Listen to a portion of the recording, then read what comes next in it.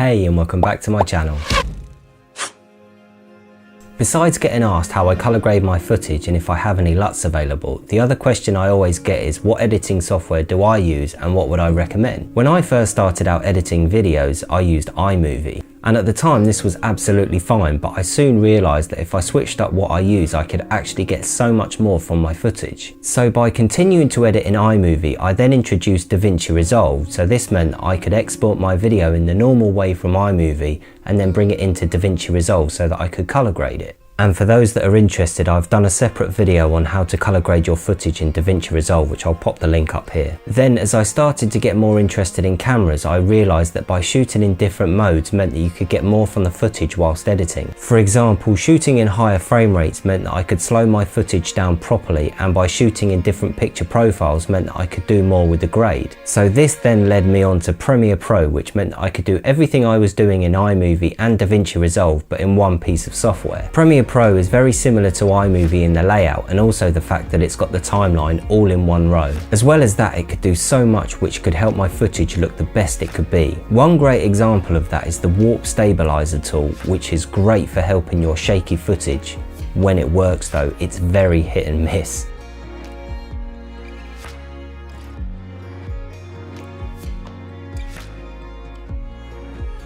Another great thing about Premiere Pro is you can easily and quickly clean up your audio from straight inside Premiere using the inbuilt features like multi-band compressor. But for me, the best thing about Premiere is Lumetri Color, which is an amazing tool for color grading your footage.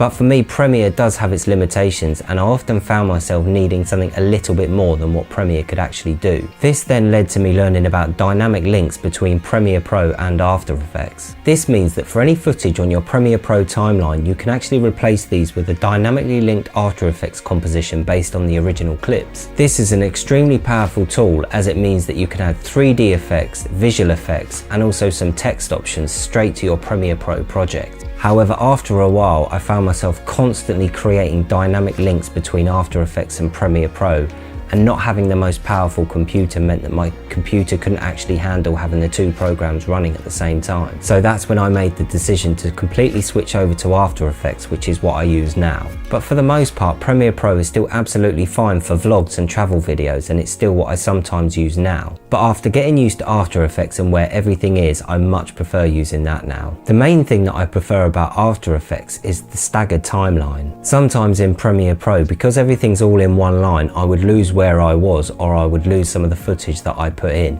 I'm easily confused. So the After Effects timeline was much more suited for me. I've also done a fair few animations and motion graphics, which After Effects is also perfect for. But for those of you just starting out your journey, I want to introduce to you a piece of software called VideoProc. Now, for those of you who have purchased one of the newer GoPros, you may have run into problems when trying to edit or view your footage because the newer GoPros use the H.265 video format. Now this is where VideoProc can help, because it can easily and quickly convert your H.265 videos to H.264, which is more commonly used amongst pretty much all computers and phones. It's available for both Windows and Mac, and it's packed with features. It can stabilize your shaky footage, it can remove the fisheye from GoPro videos if filming in wide mode or super wide mode, it can remove or reduce noise. Now bearing in mind, I've actually got a dedicated plugin for After Effects which actually cost me $75, so for this alone it's worth it. It can turn your video into a GIF and extract a JPEG from your footage.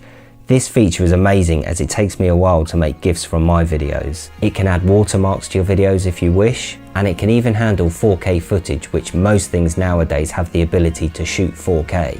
The good thing about VideoProc is you can continue to edit in iMovie or Windows Movie Maker, but you can enhance your original footage and then bring that back into iMovie or Movie Maker. Now, older GoPros are known for being not very forgiving when you hold them to film, which can result in very shaky footage, and this is where VideoProc can help because it can actually stabilize your videos.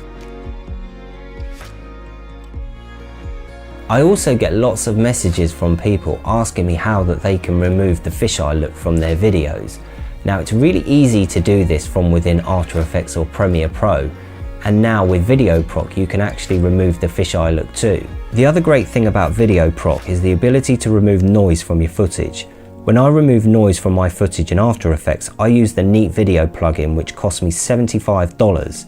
VideoProc can do this for you for nothing. So if you don't already use Premiere Pro, After Effects or Final Cut, then why not get yourself a free licensed copy of VideoProc, and I'll put a link to this in the description below. The other great thing I love about VideoProc is it also has a built-in screen recording function, which if you make videos like this one I'm doing right now with screen captures, which I captured using VideoProc, then that alone is worth it. But even if you do already have your own Adobe subscription, there's some features within the VideoProc software which will make it worthwhile. It's free, so you may as well. I hope you found this video useful, and if you've got any questions on anything mentioned in the video, including the VideoProc software, then leave me a comment below and I'll get back to you. And as always, thank you for watching, and to those already subscribed, I will see you next time. And to those who aren't, what's the matter with you? Hopefully see some of you in the next video. Laters.